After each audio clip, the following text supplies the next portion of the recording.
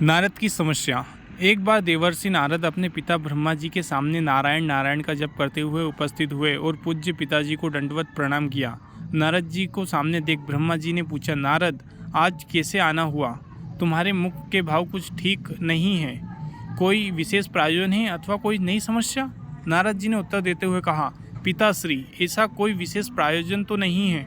कई दिनों से एक प्रश्न मन में खटक रहा है। आज आपको उसका उत्तर जानने के लिए उपस्थित हुआ हूँ। तो फिर विलंब कैसा? मन की शंकाओं का समाधान शीघ्रता से कर लेंगे, इसलिए निसंकोच अपना प्रश्न पूछो। ब्रह्मा जी ने कहा, पिताजी, आप सारे सृष्टि के परम पिता है। देवता और दानव आपकी ही संतान है। भक्ति और ज्ञान देवताओं में श्रेष्ठ है, तो शक्ति तथा तपाचरण में दानव श्रेष्ठ है। परंतु मैं उसी प्रश्न में उलझा हुआ हूँ कि दोनों में कौन अधिक श्रेष्ठ है, और दोनों देवों को स्वर्ग और दानवों को पाताल में जगह ही क्यों दी गई? इन्हीं प्रश्नों का उत्तर जानने के लिए मैं आपकी शरण में आया हूँ। नारद ने ब्रह्मा जी से प्रश्न बताते हुए कहा। नारद का प्रश्न सुन ब्रह्मा जी बोले, नारद, इस प्रश्न का उत्तर देना तो कठिन है और इसका उत्तर मैं ठीक से नहीं दे पाऊंगा, क्योंकि देव और दानव दोनों ही मेरे पुत्र हैं एवं अपने दोनों ही पुत्रों की तुलना अपने मुख से करना उचित नहीं होगी। लेकिन फिर भी तुम्हारे प्रश्न का उत्तर ढूंढने के लिए मैं सहायता करना चाहता हूँ। तो तुम आज ही देवों और दानवों दोनों को मेरी ओर से भोजन के लिए निमंत्रण भेजो। कल ही हम दोनों भोज का आयोजन करते हैं और कल ही तुम्हें प्रश्नों के लिए देव क्यों स्वर्ग में है और तथा दानव पाताल में क्यों है, इसका उत्तर मिल जाएगा। नारद तत्काल ही असुरों और देवों को निमंत्रण दे आए। दूसरे दिन दानव ब्रह्मलोक में भोजन का आनंद लेने के लिए पहुँचे। उन्होंने पहले पहुंचने का कारण भोजन की पहली शुरुआत खुद से करने के लिए ब्रह्मा जी से आग्रह किया।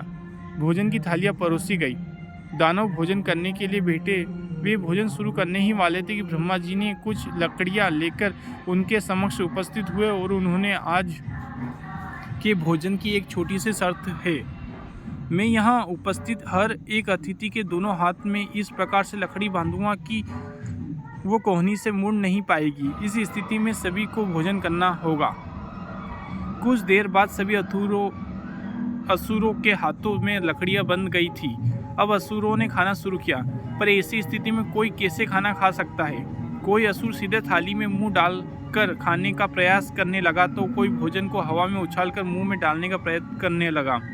दानवों की ऐसी स्थिति देखकर नारद जी अपनी हंसी रोक नहीं पाए।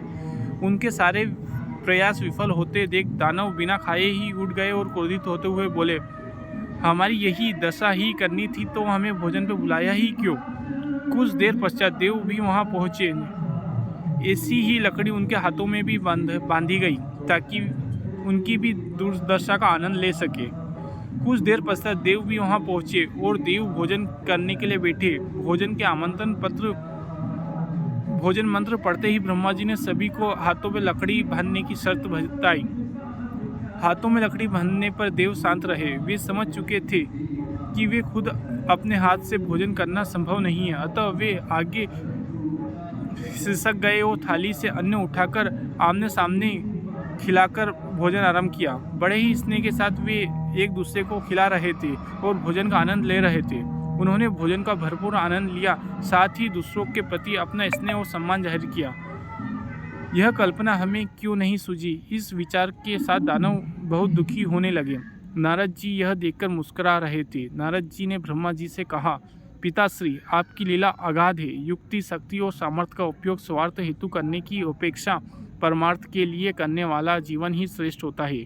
दूसरों की भलाई में ही अपना जीवन की भलाई है, यह प्रमाण दिखा दिया है।